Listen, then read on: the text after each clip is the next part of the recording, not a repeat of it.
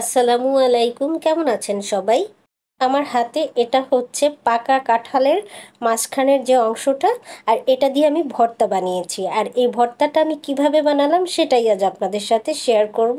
তার জন্য আমি এই অংশটাকে আগে ভালো করে পানি দিয়ে ধুয়ে নিয়েছি এবং এই ভাড়ালির উপরে যে উঁচু নিচু অংশটা ছিল সেটা ছেঁচে ফেলে দিয়ে উপরের সবুজ অংশটা কেটে ফেলে দিয়েছি। এবার সবগুলো আমি কুচি করে নিব। আর এই ভাড়ালির সব অংশ কিন্তু নেওয়া যাবে না, কারণ যতটুক পর্যন্ত আপনি সফট পাবেন ততটুক অংশ আপনি কেটে কুচি করে নেবেন। যেটা হার্ড থাকবে, যতটুকু অংশ আপনি শক্ত পাচ্ছেন সেই অংশটুকু আপনি নেবেন না। এই যে দেখুন, পিসগুলো দেখতে কিন্তু খুবই সুন্দর লাগছে, ভিতরে কেমন প্রিন্টের মতো।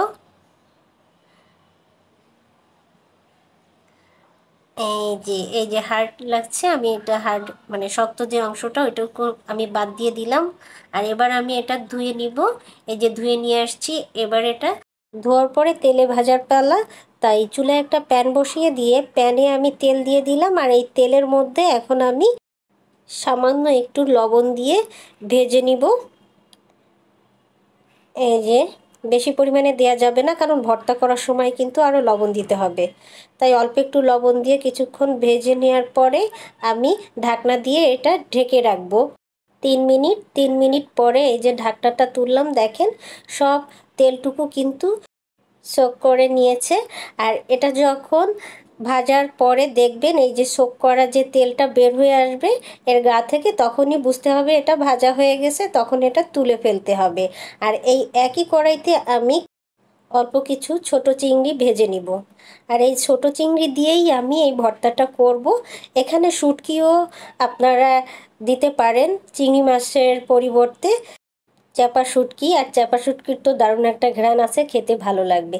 চিংড়ি মাছ ভাজার পরে এখানে আমি 4 কোয়া রসুন, 3টা শুকনো মরিচ আর একটা পেঁয়াজ সুন্দর করে তেলে ভেজে নিলাম। এই যে ব্রাউন কালার হওয়ার পরে কিন্তু আমি এটা তুলে নিলাম। আর কাঁঠালের এই অংশটাকে আমরা বলি ভোঁতা, কেউ কেউ বলে ভাড়ালি। এটার কোনো ভালো নাম আছে কিনা যদি কেউ জানেন তাহলে আমাকে জানাবেন। এই যে প্রথমে কাঁঠালের ভাড়ালিটা বেটে নিব। আর এই কাঁঠালের এই ভাড়ালি ভর্তা কিন্তু খুবই মজা, আপনারাও চাইলে বাসায় এটা বানিয়ে খেতে পারেন। আর এর আসলেই কোনো সুন্দর নাম আছে কিনা, ভালো নাম আছে কিনা একটু জানাবেন। ভাড়ালি বাটা হয়ে গেছে, এবার আমি চিংড়ি মাছটা বেটে নিচ্ছি। চিংড়ি মাছটা কিন্তু একদম মিহি করে বেটে নিতে হবে, কারণ আমি এটার মাথা লেজ সহ নিয়েছি। আর তাই মিহি করে না বাটলে মুখে লাগতে পারে। আর এই পর্যায়ে আমি পেঁয়াজ, রসুন আর শুকনো মরিচ ভাজা পিষে নিব। আর এখানে আমি সামান্য আরেকটু লবণ অ্যাড করে নিলাম, কারণ আমি ভাজার সময়ও ভাড়ালিতে একটু লবণ দিয়েছিলাম। এটা কিন্তু খুব মিহি করে পিষে নিয়েছি। এই যে দেখুন, এভাবেই পিষে নিতে হবে। আর এই ভর্তাটা গরম গরম ভাতের সাথে খেতে যে কি মজা, যদি কেউ না খান তাহলে বুঝবেনই না যে এটা কতটা মজা। এটা সাধারণত অনেকেই এটা খায় না, অনেকেরই ধারণা যে এটা হয়তোবা মিষ্টি মিষ্টি লাগবে, কিন্তু না, মোটেই মিষ্টি মিষ্টি লাগে না। এটার টেস্ট হচ্ছে অনেকটা কচু ভর্তার মতো। এই যে দেখুন কত সুন্দর লাগছে দেখতে, আমি গোল করে নিয়েছি। আর এবার আমি একটু গার্নিশ করার জন্য আমার গাছ থেকে একটা ফুল এনে ভর্তার মধ্যে গেঁথে দিলাম।